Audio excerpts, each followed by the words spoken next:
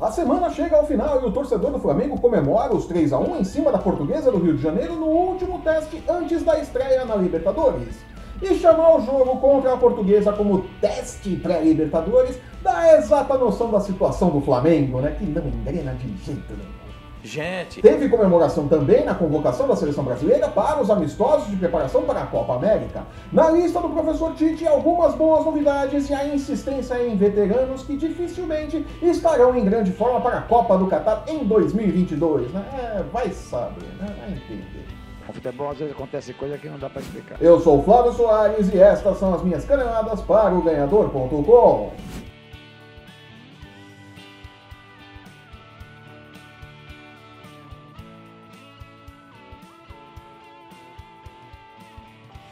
Em seu último teste antes da estreia na Libertadores contra o San José da Bolívia, lá em Oruro, nomezinho difícil de falar, o Flamengo foi a campo enfrentar a Portuguesa do Rio de Janeiro para se organizar e seguir aprumado para o jogo da próxima terça-feira nos jardins de Evo Morales. A vitória por 3-1 sobre o time do interior do Rio de Janeiro deixou claro algumas coisas. Sério? A primeira é a certeza de que, assim como no primeiro turno, o Flamengo não terá problemas para chegar às semifinais da Taça Rio. O problema mesmo vai ser chegar às finais, né? O segundo é chamar o jogo contra a Portuguesa de Teste pré-Libertadores. Ah, por favor, né? A Portuguesa é simplesmente um dos piores times do segundo turno do Campeonato Carioca. Não dá para comparar com um time que disputa a Libertadores. Tudo bem que o time em questão é o San José da Bolívia, mas mesmo assim não dá para comparar, né? Eles estão na Libertadores, a Portuguesa do Rio não.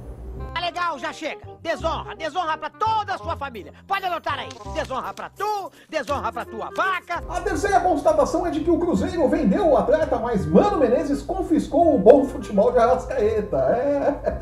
jogadoraço. O talento do jogador parece ter ficado em Minas Gerais e ainda não se manifestou no Rio de Janeiro. Ontem, assim como já havia feito na final da Taça Guanabara, quando entregou o gol da classificação do Fluminense para Luciano, o uruguaio errou a saída de bola e entregou o gol de honra da Portuguesa para PK.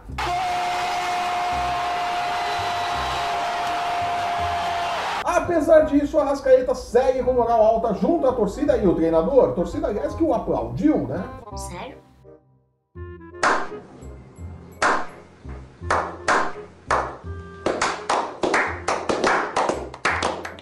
Só quero ver se isso vai continuar assim, se o caldo entornar na Libertadores, né? Desclassifica e todo mundo vira monstro, né? Xingam todo mundo enlouquecidamente. Vai vendo. Ele acha que ele é bom ainda, hein? O resumo da obra é que, apesar dos 2 gols de Gabigol e um de Bruno Henrique e uma boa movimentação do ataque, o Flamengo segue rendendo muito menos do que pode pelo elenco que tem. Convence contra times menores, mas quando foi posto à prova em um jogo decisivo contra um outro time grande, a semifinal da Taça Guanabara contra o Fluminense, falhou miseravelmente. Que beleza! E nunca é demais lembrar que a torcida do Flamengo, assim como a do São Paulo, não aguenta mais esperar por um título. É isso mesmo, é bem claro, né? Abre o olho, Abel Braga, abre o olho, tua batata tá assando.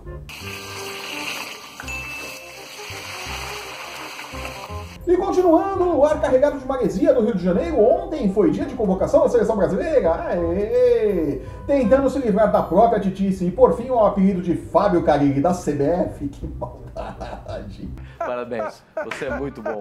Tite fez uma convocação de seleção brasileira como parte da preparação para a Copa América, com algumas pequenas surpresas para os amistosos contra os poderosos Panamá e República Tcheca, agora em março, né? Que perda de tempo enfrentar esse tipo de time, né? Mas vamos lá. Talvez a maior surpresa de todas seja a convocação do meia Felipe Anderson, artilheiro e xodó da torcida do West Ham da Inglaterra. Jogadoraço. O atleta de 25 anos, que antes foi ídolo e referência na Lazio da Itália, tem uma nova chance com a seleção brasileira, desta vez com o Tite. Antes ele já havia sido convocado por Dunga, que não se convenceu do seu talento nos treinos, mas para convencer o Dunga também é complicado, né? Vamos falar sério. No futebol às vezes acontece coisa que não dá pra explicar. Depois, com a seleção olímpica, perdeu espaço para nomes como Luan e Gabriel Jesus e acabou esquentando o banco de reservas. Aham, Cláudia, senta lá. Terá agora uma oportunidade na renovação da seleção brasileira de olho na Copa do Catar. Se bem que renovação é um eufemismo, né? Vamos falar sério. Sem abrir mão de algumas titices, o treinador brasileiro trouxe de volta o lateral direito Daniel Alves, atleta que só por um milagre terá gás para atuar na próxima Copa do Mundo em 2022, né? e insiste nas convocações de Miranda e Thiago Silva, ao invés de investir seriamente em montar uma nova dupla de zaga com Marquinhos. Porque, sejamos honestos, a hora de chamar gente nova para dar rodagem na seleção brasileira é agora, contra Panamá, República Tcheca, Copa América. Querer fazer teste durante as eliminatórias vai ser um vacilo sem tamanho. Pô, é sempre a mesma coisa, cara. Por outro lado, o treinador acertou em deixar de fora nomes como Paulinho e Renato Augusto, por exemplo, para investir em gente como Arthur, o já mencionado Felipe Anderson e Lucas Paquetá. Além, é óbvio, de trazer Vinícius Júnior, que está arrebentando no Real Madrid e pode, se tivermos sorte, se tornar uma sombra incômoda para Neymar. Por inúmeros motivos, seria ótimo ter alguém ameaçando nos próximos anos o reinado do nosso pequeno Neymar, né? O menino Ney. Ameaçar a coroa dele não vai ser um mau negócio para a seleção brasileira, viu? Parabéns, você é muito bom. Quando a bola rolar para valer contra Panamá e República Tcheca, saberemos exatamente o que se passa na cabeça de Tite, além da titibilidade. E gosta de falar difícil. E dando os últimos toques na minha fantasia de carnaval, este ano eu irei de Ronaldo Fenômeno aposentado. Fico por aqui. Eu sou o Flávio Soares e estas foram as minhas caneladas para o Ganhador.com. Chega! Se você está assistindo esse programa pelo YouTube, aproveite, assine o nosso canal e veja nossos programas sobre NFL, UFC, basquete, MMA e os odds das casas de apostas para as chances de Fábio Carilli convencer Tite de que Henrique e Manuel têm a cara da seleção brasileira. Vai que cola, né? É isso mesmo, é bem claro, né? No post que acompanha este vídeo você encontra os links para seguir o Ganhador no Facebook, no Instagram e no Twitter. Acesse o Ganhador.com e não perca nossas dicas e palpites para os jogos da rodada nas principais competições esportivas do mundo. Eu volto na próxima quarta-feira, o dia mudou, agora são as quartas-feiras e não mais as terças. Comentando os destaques da rodada no final de semana, né? Rodada no final de semana aí que tá espremidinha no carnaval, né? Vai ter desfile, jogador, tudo ao mesmo tempo, vai ser uma loucura. Quarta-feira a gente se vê. Até lá! Olha o beija-flor aí, gente!